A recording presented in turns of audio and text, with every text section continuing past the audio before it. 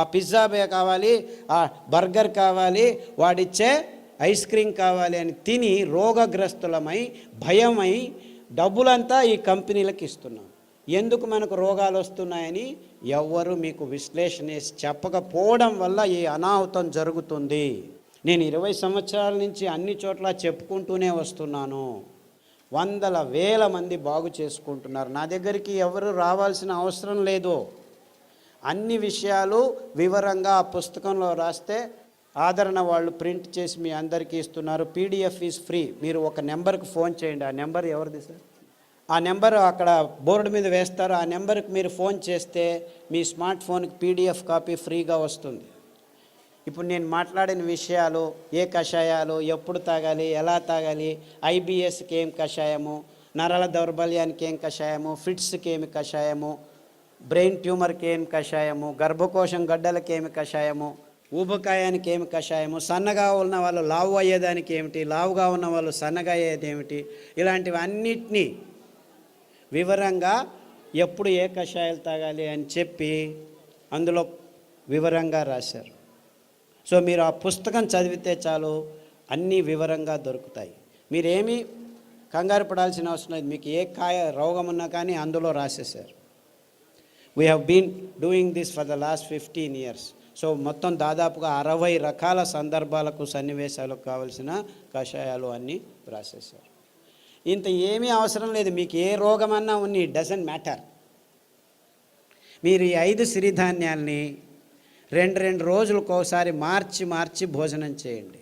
అంటే 2 రోజులు అరికలు తినాలి, 2 రోజులు సామెలు తినాలి, 2 రోజులు ఊదులు తినాలి, 2 రోజులు అండుకూరలు, 2 రోజులు కూరలు, మళ్ళా సైకిల్.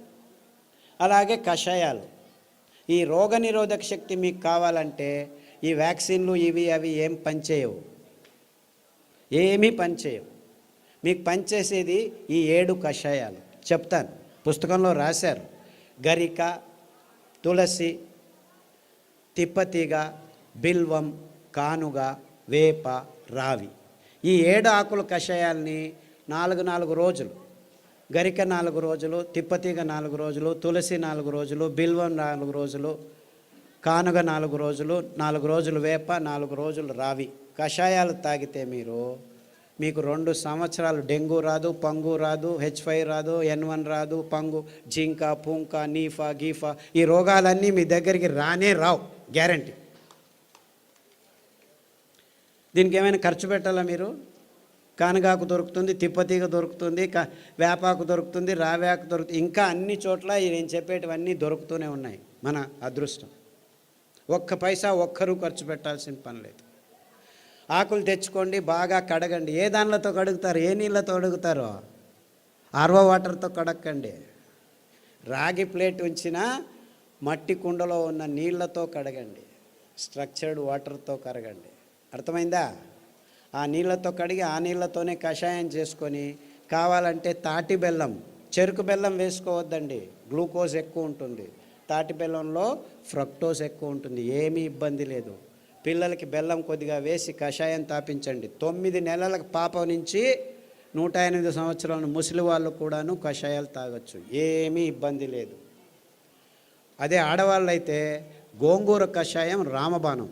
మీకు ఏమీ తోచట్లేదనుకోండి, గోంగూర ఆకు తెచ్చుకొని 4 ఆకులు ఉడకపెట్టుకొని 2 నిమిషాలు కషాయం చేసుకొని తాగండి.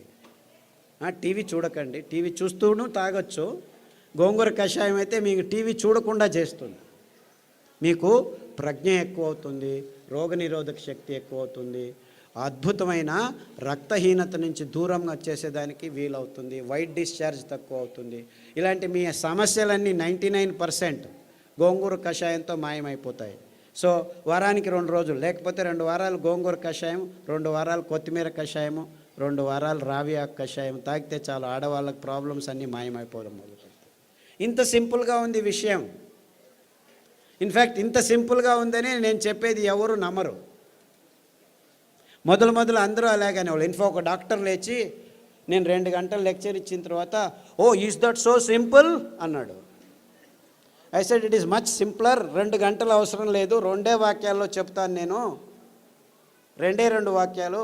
రోజుకు 1 గంట నడవండి, వీలైతే పొద్దున 15 నిమిషాలు, సాయంకాలం 15 నిమిషాలు ఇంత అద్భుతమైన పదార్థాలని ఇప్పటికీ ఇస్తున్నాడు దేవుడు. ఇన్ని పాపాలు చేసినా మనము ఆ దేవుణ్ణి ఒక 15 నిమిషాలు పొద్దున్న లేచి ధ్యానం చేయండి, సాయంకాలం పడుకునే ముందు ఒక 15 నిమిషాలు ధ్యానం చేయండి.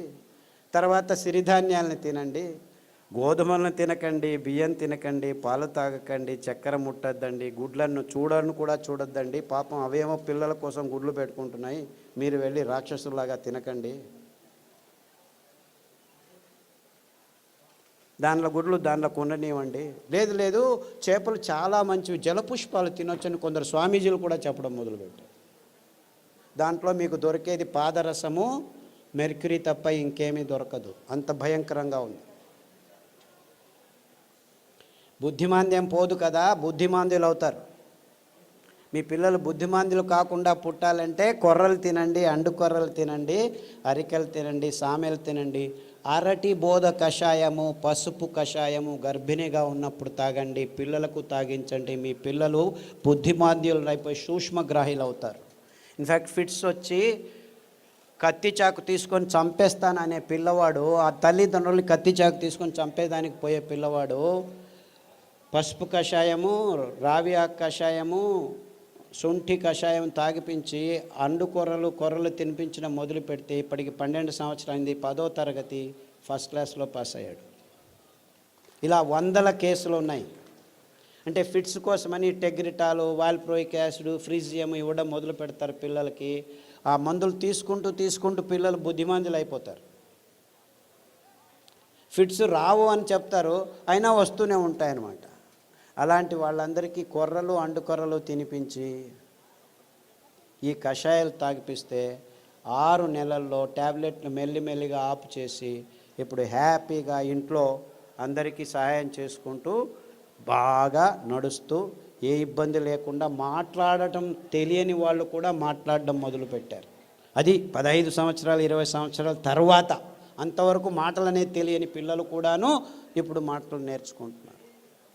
ఇలాంటి అద్భుతమైన విషయాలు ఈ ధాన్యాల్లో, ఈ కషాయాల్లో ఉన్నాయని చెప్పేదానికి నాకు చాలా చాలా సంతోషంగా ఉంది.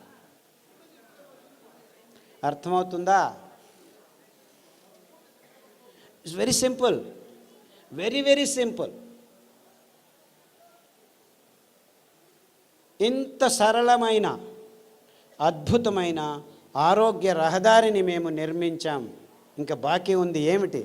మీరందరూ అందులో నడవటం మాత్రమే. అంతే. అందరికీ ఆహ్వానం, ఆరోగ్య రహదారిలో నడవండి అని మా విన్నపంతో మీ అందరికీ వందనాలు. సిరిధాన్యాలు తింటే అరగట్లేదు అని దీనికి 2 కారణాలు ఉన్నాయి. మీరు పొద్దున్న సిరిధాన్యం ఇడ్లీలు తింటే రాత్రి వరకు ఆకలి కాదు. మీరు అనుకుంటున్నారు ఈ బియ్యం తిని 2 గంటలకే ఆకలి అవుతుంది కదా, సో అది బాగా అరుగుతుంది అనుకుంటున్నారు. అలా కాదు. ఇది సిరిధాన్యాలు తింటే మీకు ఎంత కావాలో అంత గ్లూకోజ్ అందుతూ ఉండటం వల్ల మీకు ఆకలి కాదు. అంటే అది జీర్ణం కావట్లేదని కాదు మీకు అర్థం. అందరికీ ప్రాబ్లం అది. అంతేకాకుండా మీరు సిరిధాన్యాల్ని బియ్యంలాగే కుక్కర్లో వేసి పుస్ అని 4 కూగులు కూగించేస్తే రాదనమాట, అది ఉడకదు. రాత్రి నానబెట్టి పొద్దున ఉడకబెట్టుకోవాలి. కనీసం 3 గంటల నుంచి 6 గంటలు నానబెట్టాలన్నమాట. నానబెట్టి వండితే ఆ ధాన్యం తింటే మీరు హ్యాపీగా ఫీల్ అవుతారు, ఆరోగ్యంగా ఉంటుంది. సిరిధాన్యాలు చిన్న పిల్లలు, 9 నెలల పిల్లలు కూడాను జీర్ణించుకోగలరు, ఏమీ ఇబ్బంది లేదు. కానీ మీరు వంట వండే విధానంలో మార్పు రావాలి, నానబెట్టి వంట చేయాలి. హలో సార్, మేము dialysis patient, kidney infection. Hello, కిడ్నీలో చాలా రకాలైన ఇబ్బందులు ఉన్నాయి. ఒకటి కిడ్నీలో రాళ్ళు రావటం, కిడ్నీ నుంచి యూరిక్ యాసిడ్ ఎక్కువ ఉండటం, క్రియాటినిన్ ఎక్కువ కావటం, డయాలసిస్కి పోవటం ఇలాంటివి. తర్వాత ప్రోటీన్లు ఎక్కువ కారటం, లావుగా ఉండిపోవడం, ముఖంలో వాపు రావటం, ఇవన్నీ కిడ్నీకి సంబంధించిన రోగాలు. కాలు కూడా ఇంత లావు నీళ్లు ఊరుకోవడం, ఇవన్నీ ఇబ్బందులకి చాలా సరళమైన పద్ధతి. అరికెలు 3 రోజులు, సామెలు 3 రోజులు గంజి రూపంలో తాగాలి. మార్చి 9 వారాల్లోనే మీకు ఈ ప్రాబ్లమ్స్ అన్నీ బాగవుతాయి. దానికి తోడు రణపాల ఆకు, పునర్నవ ఆకు, కొత్తిమీర ఆకు కషాయం వారం వారం మార్చి తీసుకుంటే 9 వారాల్లో మీకు అంతా బాగవుతుంది. వీక్లో డయాలసిస్ 2 టైమ్స్ మాకు. అది తగ్గిపోతూ వస్తుందమ్మా. ఇన్ఫ్యాక్ట్ చాలామంది డయాలసిస్ చేసుకున్న వాళ్ళు 1 సంవత్సరంలో డయాలసిస్ నుంచి దూరం కావచ్చు. Thank you sir. అండుకొర్రలు, బోధకాలు రోగం ఉన్న వాళ్ళు అండుకొర్రలు ఒక 3-4 సంవత్సరాలు తింటే బోధకాలు మెల్లిగా బాగవుతూ వస్తుంది. దానికి తోడు జామ ఆకు కషాయం, రావి ఆకు కషాయం, సాదాపాకు ఆకు కషాయం తాగాలి. బోధకాలు ఉన్న వాళ్ళకి అండుకొర్రలు 3 రోజులు, మిగిలిన ధాన్యాలు 4 ఒక్కొక్క రోజు తినాలి. సార్ నమస్కారం అండి. సార్ ఇక్కడ సార్ ఇటుపక్క సార్ చెప్పండి. సార్ నా భార్యకి 4 సంవత్సరాల నుంచి ఒక వ్యాధి ఉన్నదండి. ఆమె ఉదయం పూట్ల సరిగా పండుకోదండి. రాత్రి పూట పడుకున్న తర్వాత మళ్ళా తెల్లవారుజామున లేదండి. ఆ రాత్రి తెల్లవారుజామున అట్లా 2 రోజుల వరకు అలాగనే నిద్రపోతుందండి. లేస్తే తల తిరిగి వెంటనే మళ్ళీ కింద పడిపోతుందండి. ఈవెన్ పక్కన ఉన్న బాత్రూమ్ దగ్గర నుంచి మంచం దగ్గర రావడానికి కానీ తన నడిచే శక్తి లేక చిన్నపిల్లలాగా దొగ్గాడుకుంటూ వచ్చి మంచం మీద పడుకుంటుందండి. లేస్తే మళ్ళీ ఫుల్గా యాక్టివ్గా ఉంటుందండి. ఇది ఎందుకనేది అర్థం కాలేదండి. దీనికి వెర్రి నువ్వుల నూనె 2 వారాలు, నువ్వుల నూనె 2 వారాలు, ఉదయం లేచిన వెంటనే పడిగడుపున తాగించాలి. దానికి తోడు మారేడు ఆకుల కషాయం, బిల్వపత్రం కషాయం అంటారు. మారేడు బిల్వం 2 ఒకటే. గరిక కషాయం, పసుపు కషాయం, సాదాపాకు కషాయం వారం వారం మార్చి తాగించండి. అండుకొర్రలు 3 రోజులు, మిగిలిన ధాన్యం ఒక్కొక్క రోజు. ఇలా తినిపిస్తే 6 వారాల్లోనే తేడా కనిపిస్తుంది. 6 weeks all that it takes. 6 నెలల్లో పూర్తిగా బాగవుతుంది. రక్తపు క్యాన్సరు, గర్భకోశం క్యాన్సరు, మెదడు క్యాన్సరు, ఎముకల క్యాన్సరు, ఇలా 14 రకాల క్యాన్సర్లు పుస్తకంలో పట్టీలో రాశారు. దాంట్లో ఉన్న ఆహారం, కషాయాలు వాడితే 6 వారాల్లోనే తేడా రావటం జరుగుతుంది. 6 నెలల్లో చాలా మటుకు మీకు గుణముఖులు అవుతారు. సార్ నాకు ఒట్టిగో డిజినెస్, తల తిరగడం, మళ్ళీ ఇది ఒకటి ఉంది సార్. ఇది బ్రెయిన్ కొంచెం. సాదాపాకు కషాయము, పసుపు కషాయము, అరటి బోధ కషాయము.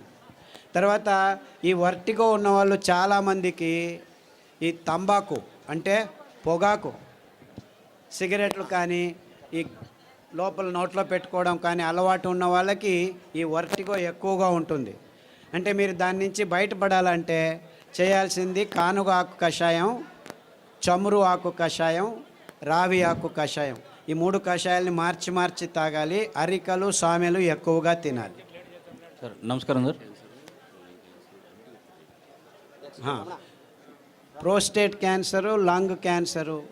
ఇప్పుడు ఏమైందంటే లంగ్లో క్యాన్సర్ వచ్చింది, రేడియోథెరపీ, కీమోథెరపీ తీసుకుంటారు, అక్కడికి ఆగదు, ప్రోస్టేట్కి వస్తుంది. ప్రోస్టేట్ తీసుకుంటే ఎముకలకు వస్తుంది.